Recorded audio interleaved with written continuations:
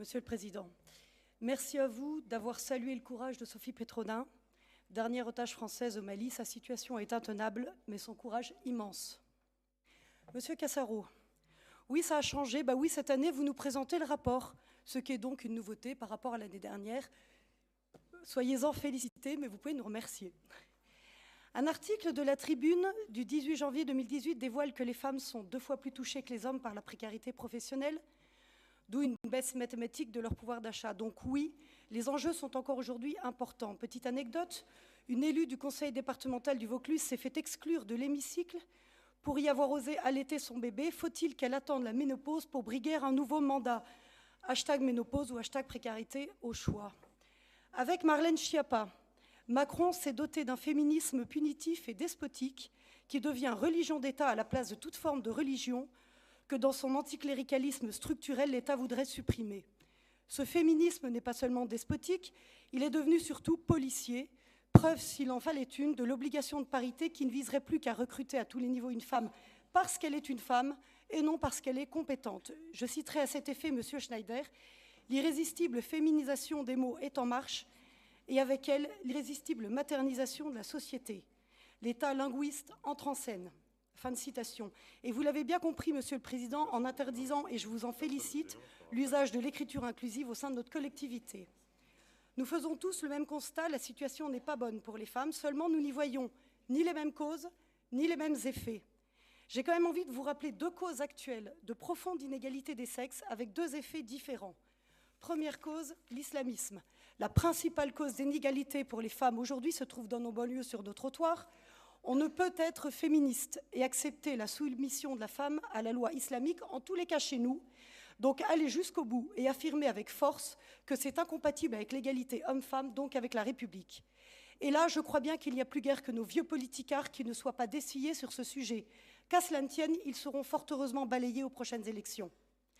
L'effet de cette cause peut entraîner jusqu'à la mort de ces femmes. Asia Bibi en a réchappé de peu, mais rien n'est pour autant assuré pour elle, hélas, puisque l'Angleterre lui a refusé l'asile au motif de troubles communautaires, que son arrivée pourrait entraîner chez eux, ça c'est dit.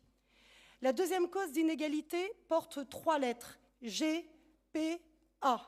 Dernière forme d'esclavage moderne, vendue par la presse, à grands coups de « je fais pleurer mon lecteur » sur Marc-Olivier Fogiel et la formidable famille qu'il aurait là et qu'il aurait par générosité pour son fils l'intention d'agrandir. C'est une honte absolue d'accepter intellectuellement que l'on puisse louer un ventre. Vous savez, entre nous, je croirais à la sincérité d'un tel acte quand la bourgeoise aisée portera l'enfant de l'ouvrière et ce, gratuitement. L'effet de cette cause, facile donc, c'est le nouvel esclavage des temps modernes, l'assujettissement du corps de la femme pauvre. Incroyable que l'on n'entende pas les féministes sur ce sujet. Alors j'ai fait moi aussi ma petite liste des mesures dites égalitaires. La ministre de la Culture a annoncé la mise en place d'un bonus de 15% de subvention pour les films, je cite, exemplaires en matière de parité homme-femme. Elles sont ridicules, toutes ces procédures pour rendre notre société paritaire. Qu'il faille avoir une société respectueuse des femmes, désireuse de les ériger au plus haut, bien sûr.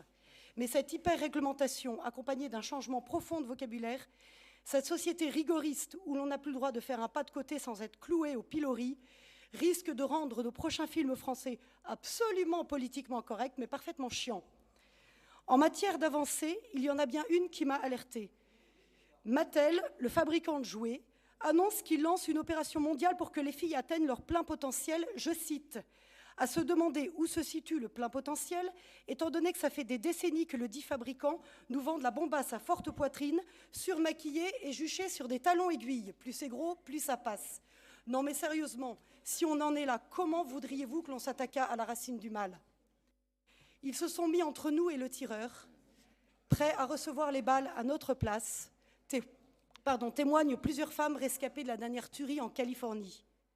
L'article raconte comment ces femmes ont refusé cette protection au nom de l'égalité et ont repoussé les machos qui les considéraient comme trop faibles pour se protéger elles-mêmes. Ah non, pardon, ça n'est pas arrivé, parfois quand même le patriarcat a du bon. Alors, chers collègues, pensez-vous sérieusement que tous les hashtags du monde, toutes les fémènes qui surgissent de nulle part à moitié nues, viennent apporter une valeur ajoutée dans le combat pour l'égalité? Si c'est le cas, alors j'ai raison d'en penser ce que j'en pense. Merci de m'avoir écouté.